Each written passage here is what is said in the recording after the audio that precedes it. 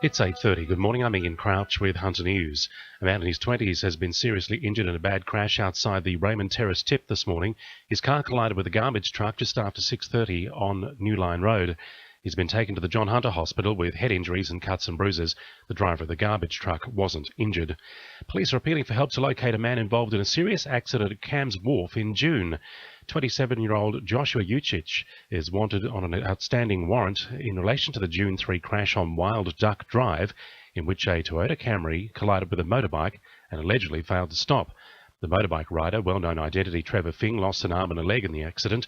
Joanne Elliott from Police Headquarters has this description of the wanted man. Mr. Ucic is described as being of Caucasian appearance, 170 to 175 centimetres tall, with a thin build and brown hair, and it's understood he may now have a beard or a moustache. Now, obviously, police are advising people not to approach him, but to contact 000 immediately. Premier Mike Baird has refused to be drawn on the immediate future of two Hunter MPs in the wake of the ICAC inquiry.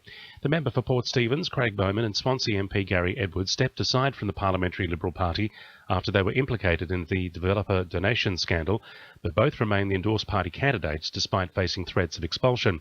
Mike Baird says he wants to wait until the corruption watchdog completes its final report. ICAC is considering all of the hearings and all of the reports, and will be bringing down its findings. My understanding is early in the new year, so I will wait until ICAC brings down its findings before making any other comments. More details will be released next week on the buses which will operate in the Newcastle CBD once the rail line is removed. The interim service will start on Boxing Day, and Transport Minister Gladys Berejiklian is promising it will be easy to use. We obviously have tried to make the timetable as customer friendly as possible to make sure that whether you're a regular rail user or someone who's visiting Newcastle for the first time, that it's easy for you to understand how you do that. Shadow Hunter Minister Sonia Hornery is labelling the Opal card system inferior. The system has been hailed a success in Sydney, but regional public transport users have struggled to get their hands on the cards.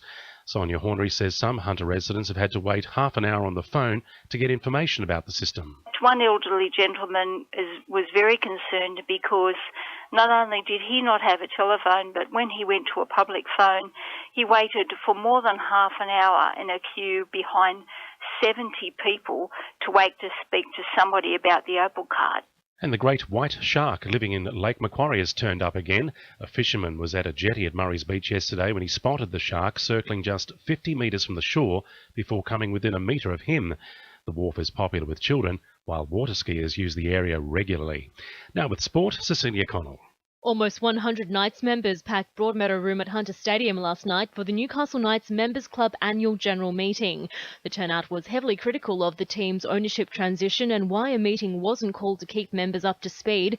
NRL Head of Club Services Tony Crawford confirmed the Members Club would be dissolved. However, the group's chairman, Nick Dan, is adamant a decision is yet to be made. With the A-League transfer window now officially open, the pressure is on the Jets to produce an overdue win.